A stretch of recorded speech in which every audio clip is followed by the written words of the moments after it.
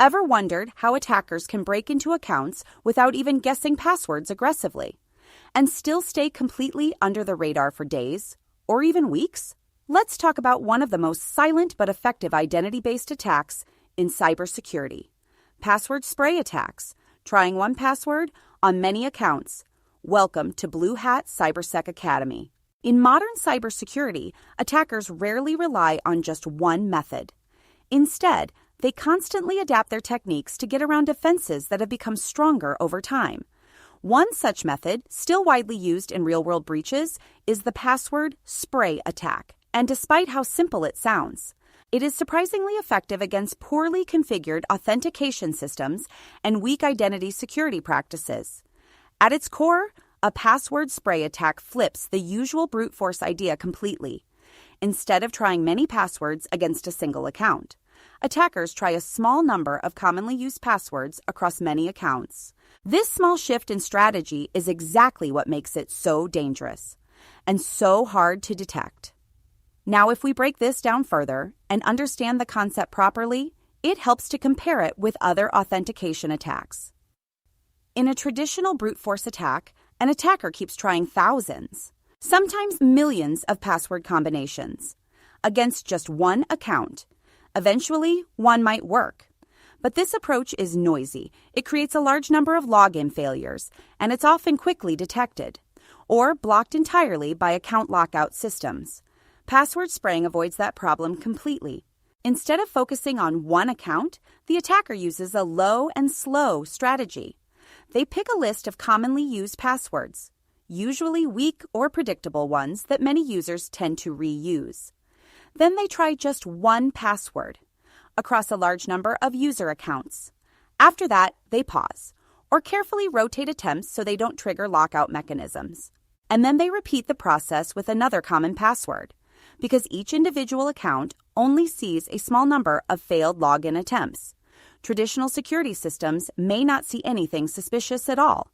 Now let's talk about why password spraying actually works so well in real environments. The effectiveness of password spray attacks has less to do with technical complexity and much more to do with human behavior. Many users still choose predictable passwords, especially in enterprise environments where password policies exist.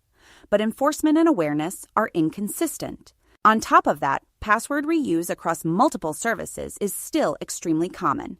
Attackers take advantage of this reality.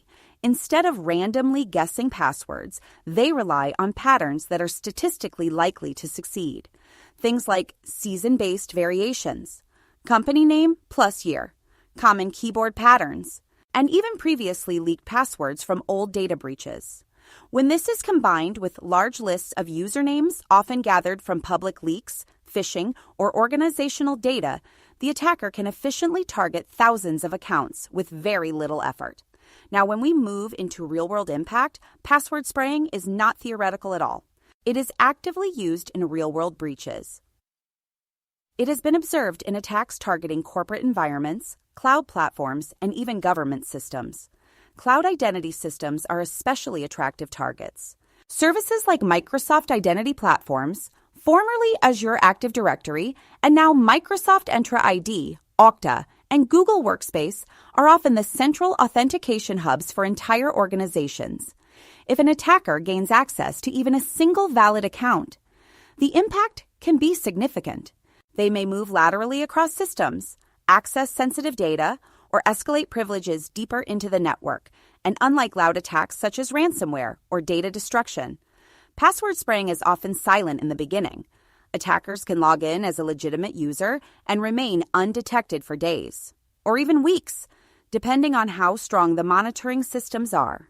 Now, if we look at why it evades traditional defenses, many organizations still rely on account lockout policies to stop repeated login attempts. And while this works well against brute force attacks, it is far less effective against password spraying. That's because the number of attempts per account stays very low. The attempts are spread across many different users. Attackers often introduce delays between attempts, and they may rotate through different IP addresses or cloud-based infrastructure.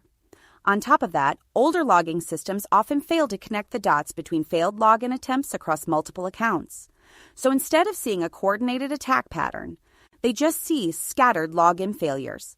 Even though it is subtle, password spraying does leave behind signals, and that's where detection becomes important. Security teams typically look for patterns rather than individual events. For example, repeated failed login attempts across many different accounts, all using the same password within a short time frame, authentication attempts coming from unusual geographic regions, or from anonymized sources like VPNs or proxy networks. A sudden spike in login failures that is distributed across users instead of concentrated on one account. And in some cases, successful logins that immediately follow a wave of distributed failures. Modern security tools increasingly rely on behavioral analytics and machine learning to detect these patterns, instead of static, rule-based alerts. Now moving into prevention and mitigation strategies, defending against password spray attacks requires multiple layers of protection. No single control is enough on its own. One of the most important defenses is strong password hygiene. Organizations need to block the use of common passwords and also prevent users from reusing passwords that have appeared in known data breaches. But password complexity alone is not enough if users still choose predictable patterns. Multi-factor authentication, or MFA, is a major protective layer. Even if a password is guessed correctly, the attacker is still blocked without the second factor, such as an authentication app or hardware token. Conditional access policies also play a key role. These systems evaluate context before granting access, things like device trust, location, and risk signals. For example, a login attempt from an unusual country or a suspicious IP range might be blocked or challenged automatically. Rate limiting and smart throttling also help.